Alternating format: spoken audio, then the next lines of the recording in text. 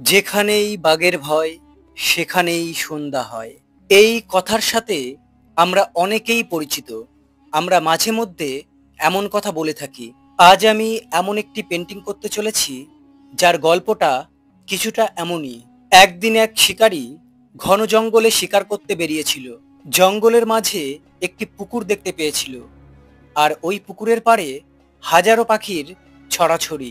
শিকারী ছদ্মবেশে বন্দুক হাতে নিয়ে ওই পুকুরে নেমে পড়ে।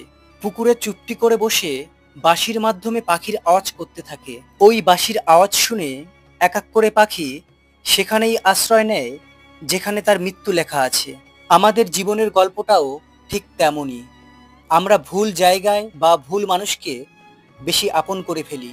ওই ছোট্ট ভুলের কারণে আমাদের অনেক পস্তাতে হয়। তখন আর কিছু করার থাকে না, সব শেষ হয়ে যায়।